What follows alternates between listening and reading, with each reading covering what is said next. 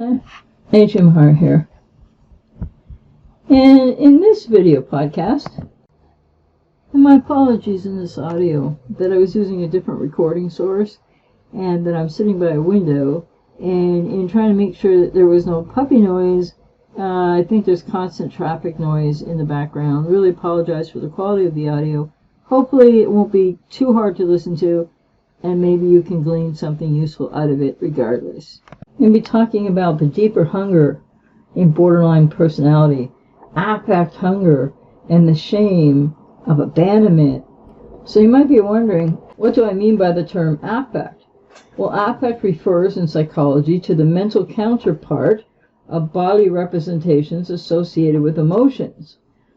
Actions that involve a degree of motivation, intensity, or force, and really do affect personality or emotional state or mood dispositions. So the difference between an affect and an emotion or a mood is that the term affect encompasses a broad range of feelings that people can experience. So it embodies both the emotions and the moods. An emotion, especially in BPD, is a very intense feeling that is somewhat short-term, but yet somewhat cyclically and repetition compulsions, kind of like always happening at one end or the other of the extremes, one way or the other, because there's really no middle there. And this affect hunger from the core wound of shame, from the core wound of abandonment, is often directed out at source, or, as I'm always talking about here, object other, at you, at the person who's closest to the person with borderline personality. And examples of different types of affect include euphoria, sadness, anger. It can be a range of affect that can be described as like broad, like paradoxical, could be normal, but in people with BPD it's restricted, it's constricted, it's black or it's white, it's all bad or it's all good. It can be extremely high conflictual emotions driving affect, mood state encompassed within the affect hunger that is insatiable in so many with borderline personality.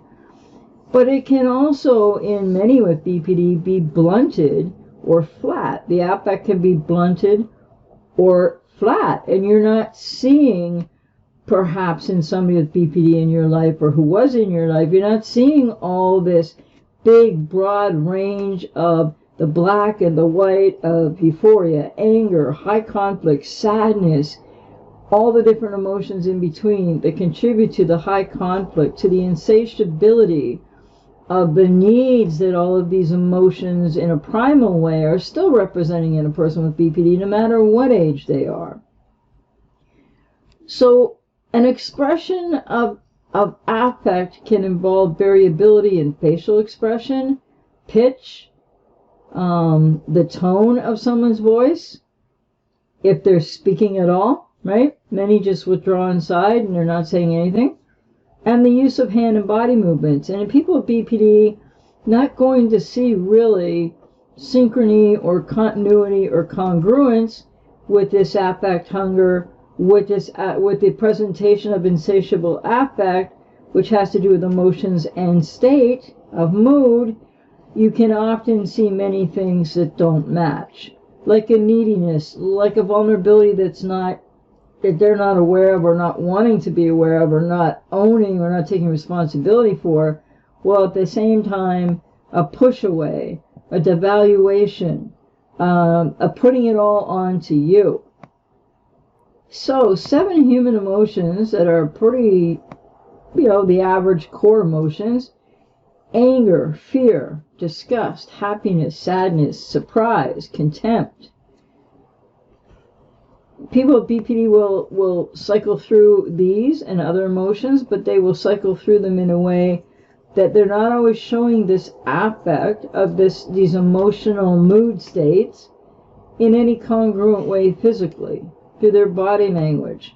You may in 1 minute be thinking everything's fine, and they may be expressing something about how they feel or their affect, but then the next minute, no matter what they just said, you're seeing an opposite presentation. Very confusing, very hard for even the best, the most well-meaning person trying to keep up with the cycles and this, what I don't know if I termed it, but I put it together this way, which I term the borderline affect hunger, right, which comes from a state of, polarity, and it's binary, and that it's either these intense feelings of emptiness or these intense feelings of way too many feelings, too much affect, but whether it's all present, conflictual, being acted in or being acted out, or whether it's more the flat affect or the blunted or restricted affect that you can, from the outside, you can see, it's still all part of borderline affect hunger. And that comes from, and is really closely associated with or related to, the shame from the core wound of abandonment in BPD. So the traits of borderline personality in those diagnosed with BPD manifest themselves as defensive, responsive to a profoundly deep and enduring affect hunger. This deeper hunger is brought about by a proliferation of insatiability as a result of the woundedness that results from the shame of the core wound of abandonment, which has many causes in young children's lives who go on to be diagnosed with BPD. Borderlines have an initial deep hunger because their needs in the developmental stages and prior to the emotional rest and certainly after of life go unmet. Then they're looking to you to meet all these needs, you see, whether they realize it or not. And you can't possibly do it. You can't meet all their needs. It doesn't matter how much of yourself you sacrifice or how much you try or how much you want to try again. It just isn't going to be possible. And this leads me to explain what Ratto, 1956, termed as affect hunger, which is defined in the Sixth Synopsis of Psychiatry, 6th edition, as the expression of emotion as observed by others. Affect has outward manifestations that can be observed. Affect can vary over time in response to changing emotional states, which is the case with BPD, right? They're ever emotional, changing states.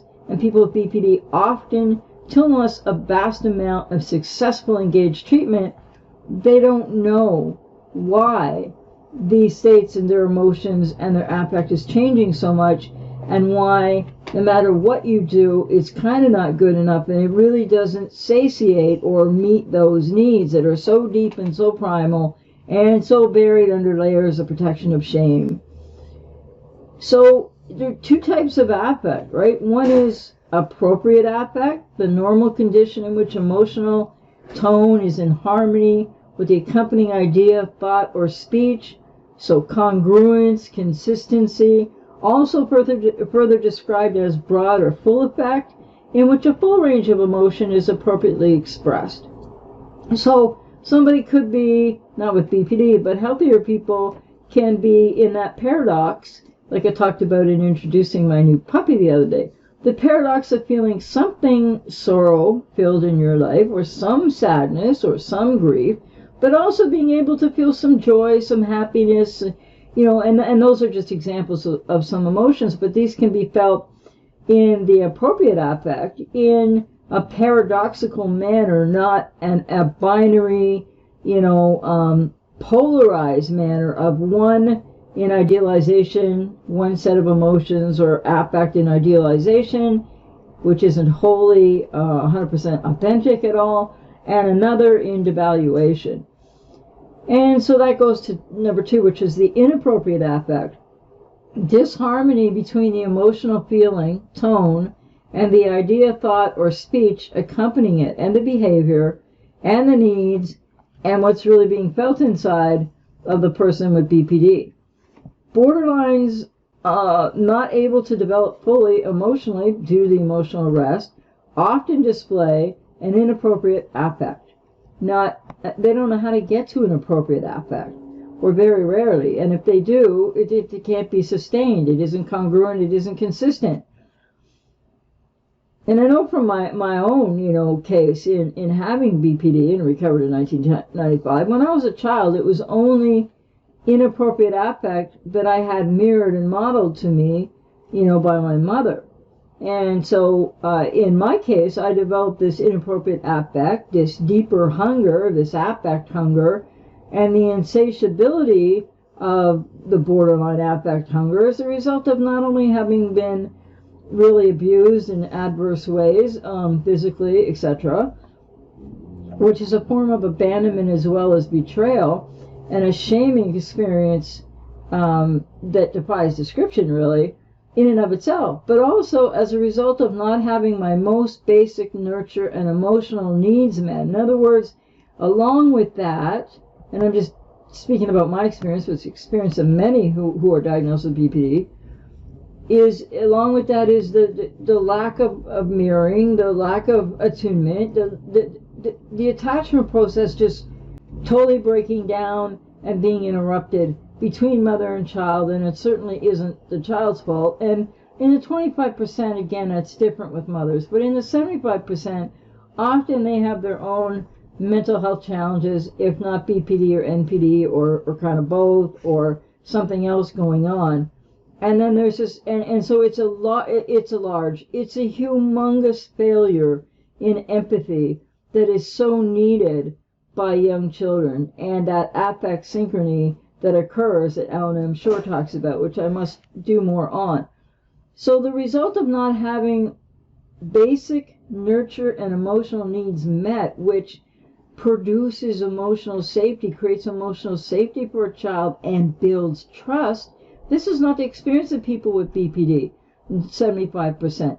They don't get that basic nurture. They don't have their emotional needs met. Therefore, there is no trust. Therefore, it leads to this split off part of ego in an emotional arrested development, because it's a survival defense, and it's lasting, and it's very, very difficult to break through in therapy, but it can be done.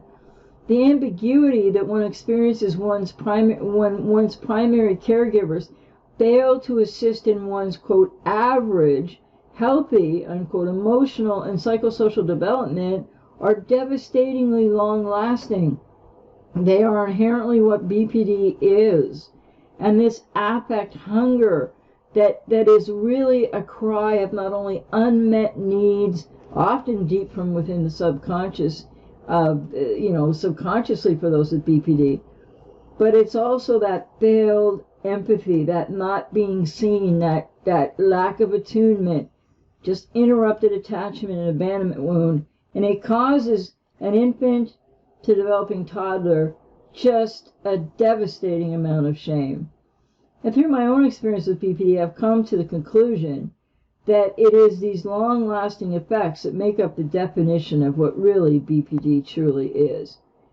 And that's not just based solely on my experience, but that helps to inform me about this. But, having said that, there comes a point where no matter what the cause of one developing BPD, it is the responsibility of each individual to heal and to take care of themselves in adulthood. And so I know myself, I no longer blame anyone for what happened to me. What happened to me happened, it's in the past. And the victory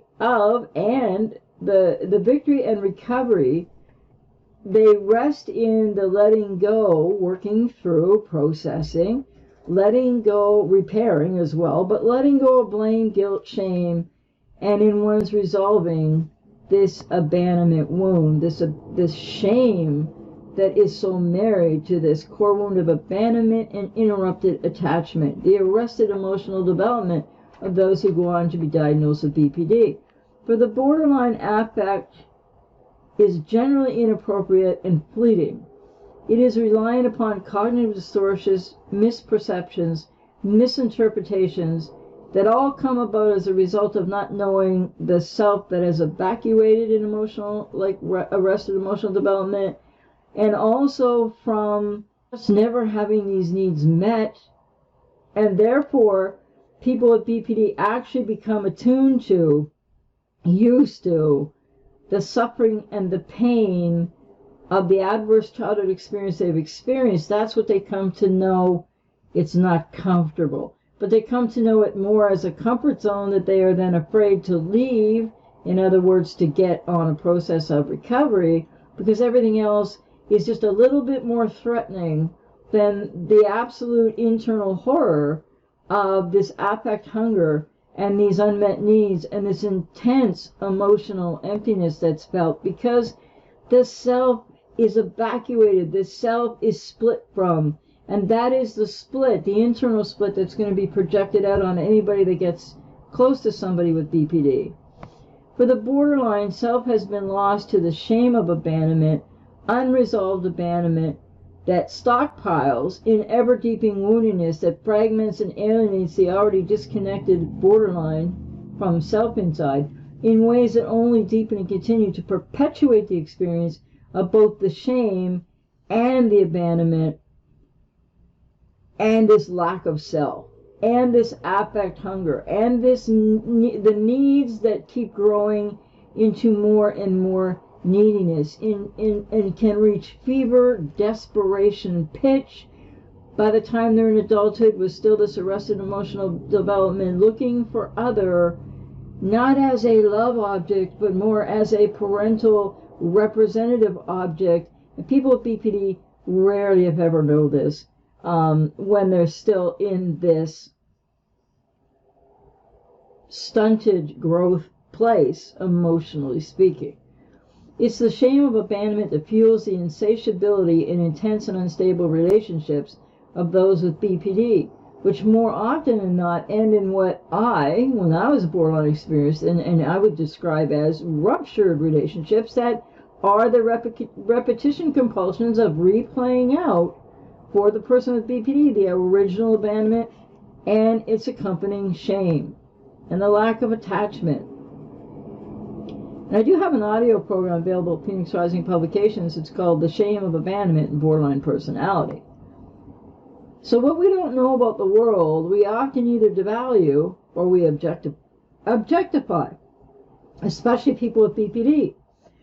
Borderline affect is generated from from the narcissistic need, that's narcissistic defenses, right? The need to satisfy the unmet needs that mean they don't know who they are, that feel as though they cannot ever be satisfied or satiated.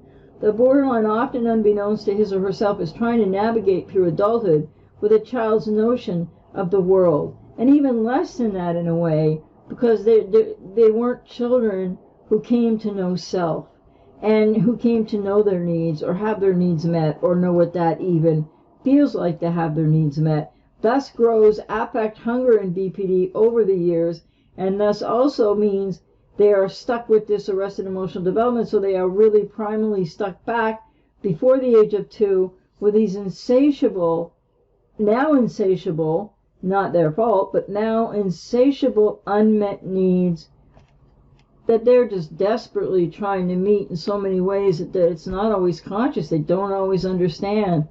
Children, as they develop, for a time, hold the view and belief that they are the center of the universe. This is healthy and normal, different ages of, in early childhood, and that everything that happens has to do with them. This is especially true if you're a scapegoated child, especially somebody who goes on to be diagnosed with BPD and a scapegoated child. That the way that you're scapegoated, the way that you're blamed for everything that happens in your family or a household, it leaves you with this skewed perception that everything has to do with you, that everything is or was your fault, when really that's not the case either. So this is expected and even cute in a child when the child's like, hey, look at me, watch me, and this might be more going into where the phase of narcissistic personality develops.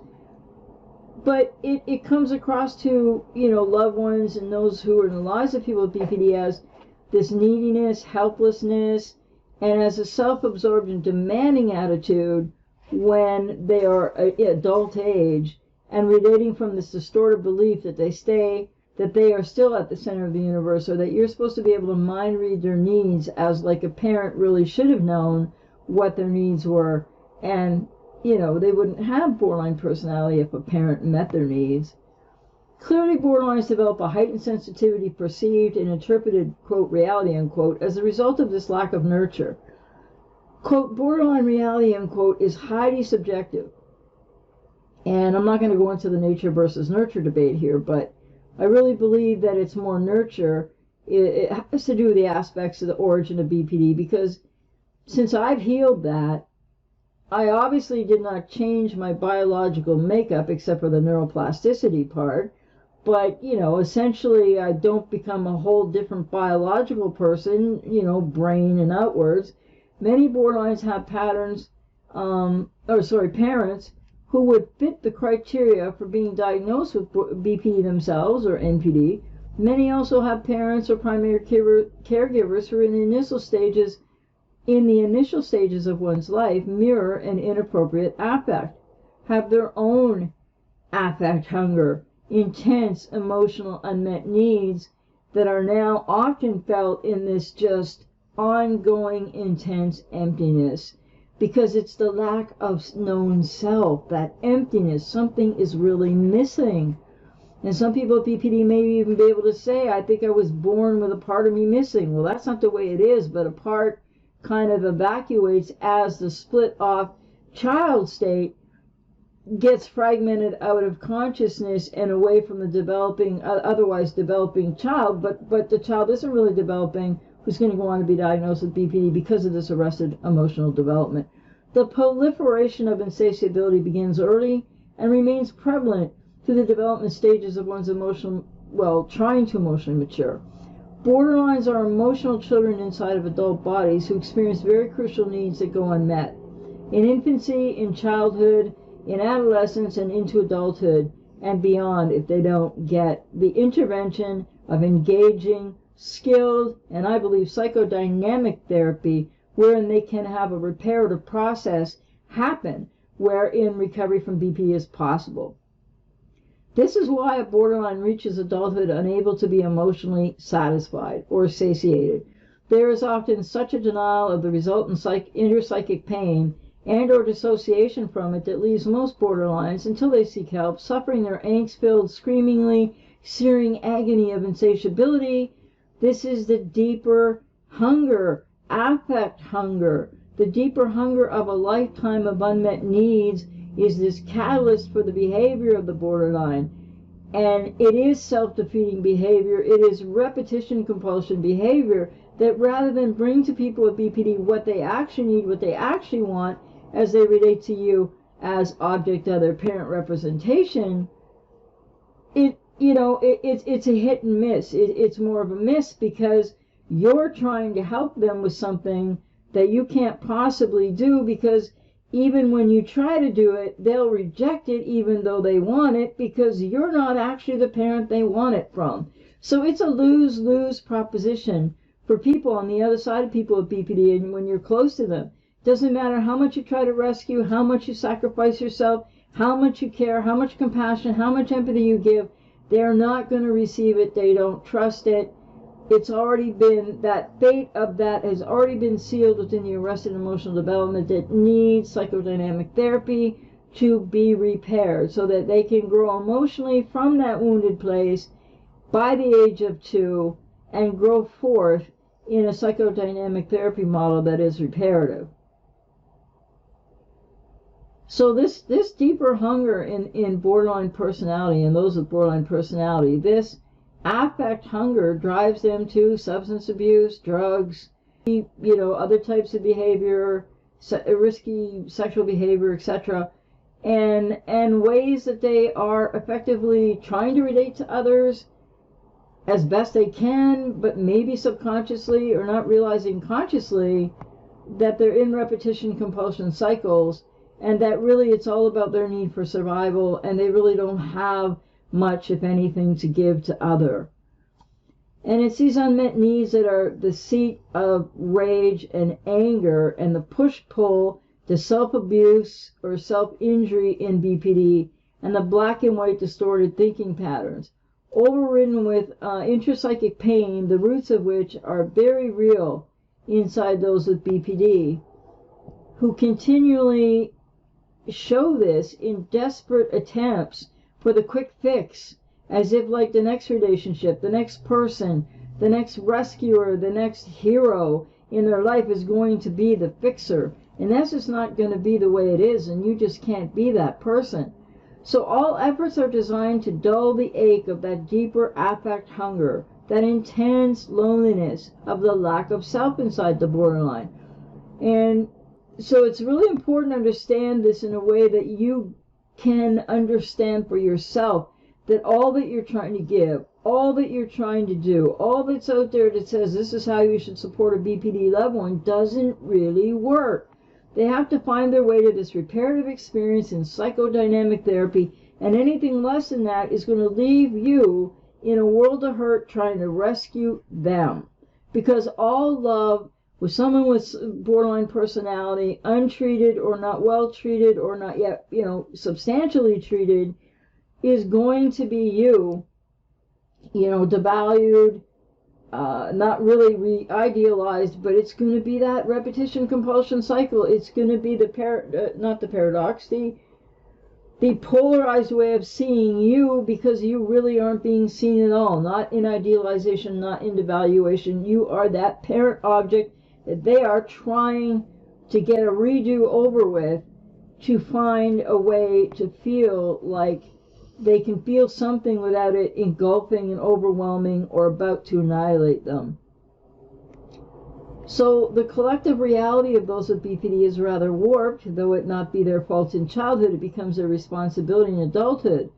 They become very illogical thinkers, in fact magical thinking. They think what they feel, what they believe what they feel is real, as if it were thought, and they think you should be able to mind read their needs, and you can't. And they're very not well equipped to be able to talk about their needs or even be in that vulnerable space of saying what they need, because they're too afraid that won't be heard and nobody will care, and that goes back to that primal core wound.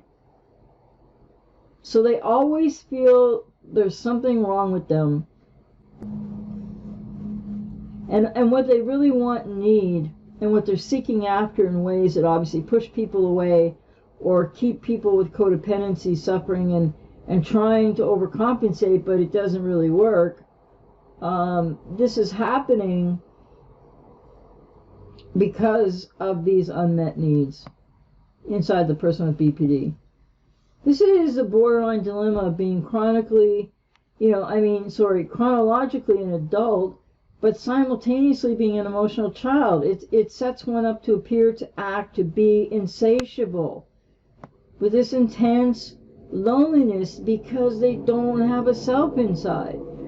And the tragedy is that even with the role of this lack of nurture and whatever other environmental factors one had to endure in the developmental stages of life wherein this arrested emotional development happens, and so the rest of the early childhood development is not actually in any way experienced by those with BPD, the borderline, once becoming an adult, begins this entire cycle of chronic deprivation, mainly emotional, using maladaptive patterns of behaving and relating because they're really overprotective, defensive strategies, which are attempts to feed the affect hunger that see the borderline continue to choose not to take personal responsibility, though they don't realize that that's the choice they're making because it's repetition and compulsion cycles and they don't even really realize that often consciously.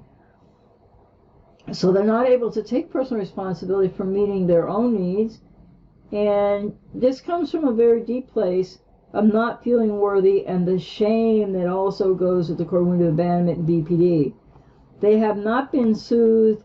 They do not know how to soothe themselves, and no matter how much you try to soothe them, or even if you can soothe them for a brief period of time, the insatiability and the affect hunger is going to rise again, and your soothing or your attempts to soothe them won't be good enough, won't be lasting, will only be fleeting at best, and they can react very angrily in response to that, and because if they feel it a little bit and then it's gone, They don't understand what that's about.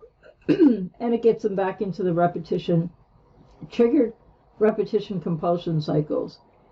So they have this lack of worth because they really haven't been held. They haven't been soothed, or if they were held, they weren't soothed. It wasn't a congruent, safe kind of hold from a troubled mother who wasn't emotionally available and 75%. So they really don't know. They've never really feel cared about. They don't have a sense of self to try to care about self or to try to soothe self. So they don't know any emotionally congruent consistency. It's not inside of them. And this is unfortunately what breeds or creates borderline personality and the behaviors and the relational difficulties associated with it, that not only have the people with BPD already been hurt in a primal way, they get re-injured by these repetition compulsions that they're not aware of, and the ways that other people are hurt by that and then react back. And people with BPD are not seeing the full circle of the effects of what's happening there. Borderlines experience such a deep and profound affect hunger, and this affect hunger leaves them insatiable.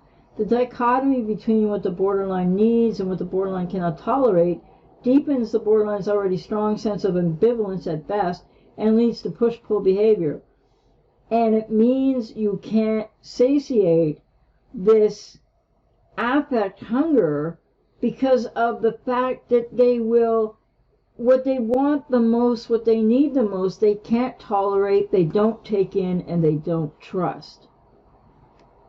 And this isn't about you, it's about what happened to them, but they'll make it about you because they'll project it out because they don't understand what actually happened to them if they haven't had much treatment or a lot of treatment and in a psychodynamic model, because DBT does not address all of this at all. It's their need to be heard and seen. It's their need to have validation of that they exist and that it's okay to exist. And people with BPD don't know this. And their shame overrides a sense of even being worthy enough to be seen, to be cared about, or to be loved. And this is why when you're trying to rescue, when you're trying to fix, when you're enabling, you're trying to be the hero, even when you're just trying to love them and give them empathy and compassion, it's going to be rejected at some point. They're going to turn around and punish you for it because they can't take it in. There's no self there. There's no container of self from which to take it in. It doesn't feel safe. It's not trusted. It's foreign. They want it so bad, but they can't take it in. Not in any consistent, congruent way. And this leads to them sometimes being really hateful and unwilling. They just can't trust. And they don't often understand how they really feel inside or why. They feel often so unworthy without even realizing that. That's what a lot of self-sabotage is about. That's what a lot of self-harm is about. Because they have been wounded and shamed to the core. Therefore, they feel they're bad. Then the way they behave sort of supports other people feeling like they're kind of a little bit, quote, bad, unquote. And what stands in between the borderline and mental health, or this reparative experience in therapy, to be able to relate to others in healthy ways, is that shame, among other things. But it has a lot to do with that shame of the original abandonment wound and all of the defense mechanisms that had to be mounted there on a biological level, first and foremostly, for survival, to avoid the annihilation. And that's where the false self rises in the young child who's going to develop BPD. And the key thing that people with BPD need to learn about this in a reparative way, and not just from my words, but in a way that they would emotionally understand, they need to learn how can they possibly stop protecting against pain and devastation of the shame and the unresolved abandonment, and open to that pain and vulnerability of accepting what was lost and how damaging and how wounding that really was. Learning to grieve, to resolve the schemas that led over however many years of their life so far to this shame from the core wound of abandonment, this affect hunger of utter insatiability that is on one polar end, I need, I want, gimme, and on the other end, get away from me, I don't need you, I never loved you, I can't stand you, when they're in that intense loneliness of a shamed lack of self that doesn't believe it has the right to anything. Therefore, if you're being kind and you're being nice, you get that sort of projected out vilification from the internal shame of that lack of self, but a part of self that through this shame wound hates self even though self isn't present. The core wound of abandonment in and through attempts at relationships will just lead to the repetition compulsion cycle of the original emotional rupture. People with BPD are not aware of this often. They are too hurt, too angry, too scared, even if they don't want to admit that. They can't cope with vulnerability. Vulnerability's sort of been sealed up and is sort of lost and evacuated and split off from, as is the child ego state that was annihilated for all intents and purposes, but can be repaired, can be reclaimed in a reparative process in therapy for those with BPD. Many don't want to be touched. Many can't be hugged or held. Many excessively seek to be hugged, to be held, to be intimate in impulsive ways, which are objectifying and are not truly intimacy shared. Might be physically, but not emotionally. No one can soothe the person with BPD until they learn how to soothe themselves in reparative therapy. And this is where the rage of BPD comes in as well. It's just from this impossible way of trying to exist when one sort of really doesn't totally exist. And then when people get older, the intellect kind of overcompensates, but not well enough for this affect hunger, this intense emotional neediness and need that was genuine in childhood that now is inappropriate, so to speak, in adulthood to need from other. And that's why people need to go to therapy, where it's very appropriate to work through that process. And just to conclude, it's out of this deeper hunger that people with BPD are continually forced to protect, protecting an already sort of annihilated ego from more annihilation, using the very same maladaptive coping skills and really unhealthy interpersonal styles of really not communicating and not relating, but trying to relate, enmeshed without boundaries.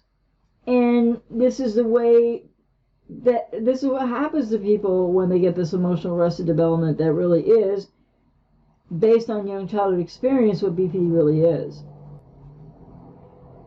Borderline personality exists as a result of the child not being given the emotional tools to thrive relationally. The deeper affect hunger, the affect hunger, the insatiable hunger born out of the shame of the core wound of abandonment is a harbinger of one's desire or capability of relating in a healthy, mature, adult manner. That can't be found unless and until you go through if you have BPD, a psychodynamic healing reparative process. And so it makes it impossible for people with BPD to truly answer in any other way but therapy that cry of those unmet needs, that intense affect hunger.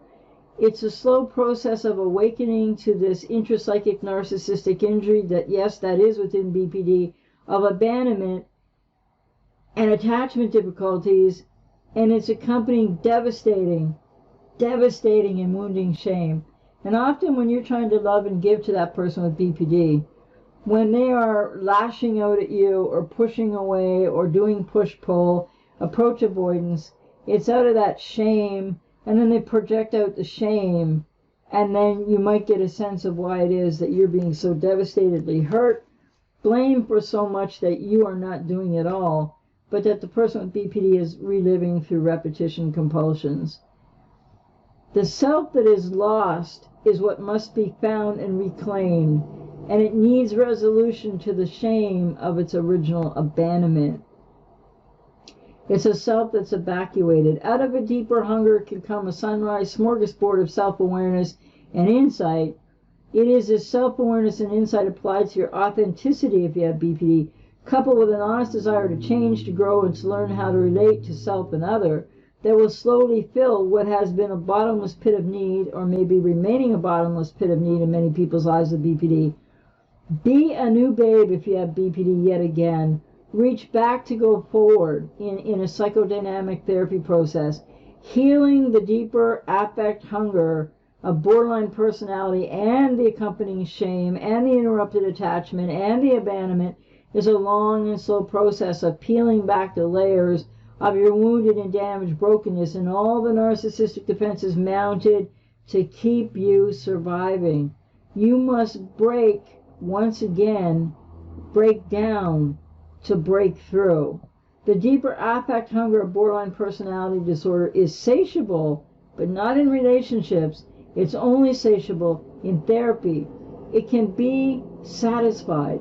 People with BPD can feast from the ashes of your unmet needs and your evacuated self if you can let go of the desire to control and protect long enough to realize the lessons that are the retrievable blessings from having to go through the devastating desolation that one lives with and in and from, that is the shame of the core wound of abandonment in borderline personality disorder. And until people with BPD understand this enough to want to go get psychodynamic reparative therapy, people on the other side of people with BPD, loved ones, you can give all you want to give. You sacrifice yourself so much, whether you identify as an empath or whether you realize you have codependency, whatever the issues are, you are trying to bring to a person without a self something that is impossible. They need to find it for themselves in therapy. The affect hunger and the shame of the abandonment in borderline personality is going to be defended to the nines, and nobody can penetrate in there because tragically this emotional arrested development leaves people with BPD feeling safer in what is a pseudo comfort zone of what is known. They trust pain and suffering and agony and repetition compulsion, relational ruptures, devaluing, ghosting, moving on each time to the next person thinking the grass is going to be greener over there. It isn't. Because they think that this is because it came from outside of them when they were infants and it wasn't their fault. The perception is still that it's coming from you, the loved one, you, the favorite person, you, the friend, and that it has nothing to do with them. And until and unless people with BPD awaken to this most painful but rewarding reality of their internal landscape, their affect hunger, their internal emptiness, because they are living without a known sense of self. And everybody they relate to becomes the object other, yes, parent representation, but more to the point, they're trying to live through those they get close to as being that self that they don't have. That's why they're seeking to control you, to control the environment, to control everything around them. They need predictability because they don't have anything like that going on inside. The affect hunger of BPD, their internal emptiness of an evacuated self, it goes way beyond the way people describe it as having an unstable sense of self. There is no self there to have a sense of. It is annihilated. It is shamed into non-existence by the experience that leads to the arrested emotional development in borderline personality. Please hear from this if you have BPD. There's ways forward. You can heal in therapy. And please hear if you're somebody trying to love somebody with BPD, your precious love is I don't want to say being wasted, because people with BPD deserve to be loved and validated and seen, but they're not going to believe you. They're not going to take it in. They're going to project back out. They're going to lash out at you for the very love you give. Many will ghost, many will discard. There's never closure in these relationships, and you'll be in a world of hurt. And many people in the world of hurt want them back because it's just this compelling feeling, gets all into the neurochemical reality of the addiction that people on the other side of people with BPD develop for these people, because there's something in that struggle for you. If you're on the other side of somebody with BPD, that's something that you need to know more about yourself. It's not the same kind of woundedness as BPD, but it often is a woundedness of a certain degree that creates codependency or even leads people to not have any boundaries for their empathy. So empaths who need harm reduction, the affect hunger and the intense, coupled with the intense internal emptiness inside of people with BPD due to this arrested emotional development, unless and until they get a lot of therapy and psychodynamic therapy, there's no road to the inside of these people in any lasting, consistent way.